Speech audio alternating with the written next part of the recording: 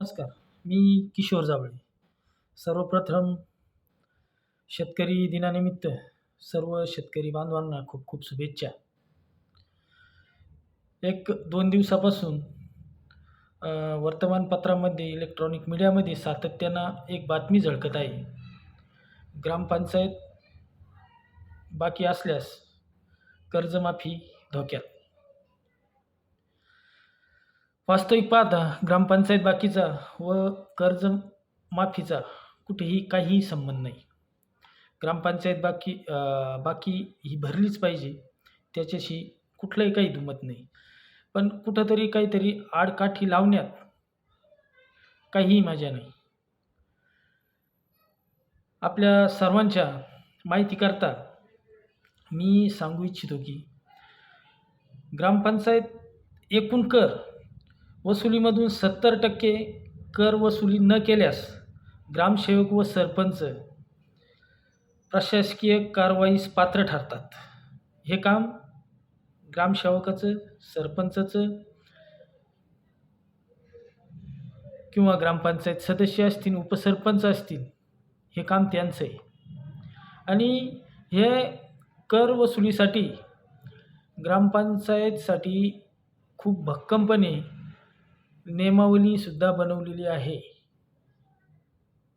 ह्या नियमावलीमध्ये महाराष्ट्र ग्रामपंचायत अधिनियम 1959 मधील कलम 215/8/9 अंतर्गत कारवाई केली जाते. आता ही कारवाई कशी केली जाते?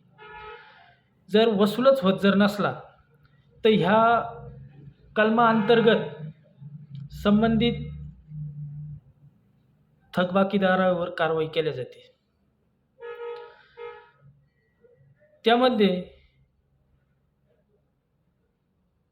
ग्रामपंचायतला ही बाकी वसूल करण्याचा पूर्ण अधिकार ह्या कलमाअंतर्गत दिलेला आहे.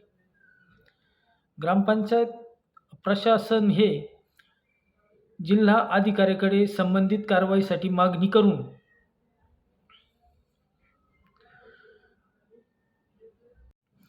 त्यानंतर जिल्हा अधिकारी साहेब कर वसुलीसाठी ग्रामपंचायत प्रशासनाला मदत करतात व ती वसुली केली जाते. पण ह्या सर्व प्रक्रियेमध्ये ग्रामपंचायत प्रशासनातले जवळील खूप असे काही नागरिक असतात की ते नाराज होणार असतात. त्याचा परिणाम स्थानिक राजकारणावर होतो. त्याकरता हे नियम एका बाजूला सावरून अशा पद्धतीनं आपण कुठंतरी काहीतरी आडकाठी लावणे हे शासनाला शोभत नाही. तुम्ही जर ही बाकी जर भरली जर नाही तर तुम्हाला कर्जमाफी होणार नाही. हा शासनाचा निर्णय हा चुकीचा आहे. हा सपशेल ग्रामपंचायत बाकीचा व कर्जमाफीचा कुठलाही काही संबंध नाही. आपण सर्वांनी हा व्हिडिओ ऐकल्याबद्दल आपले मनपूर्वक आभार. आणि असेच व्हिडिओ पाहण्यासाठी किशोर जावळे सोनेवाडी चॅनलला सबस्क्राईब करा व सहकार्य करा.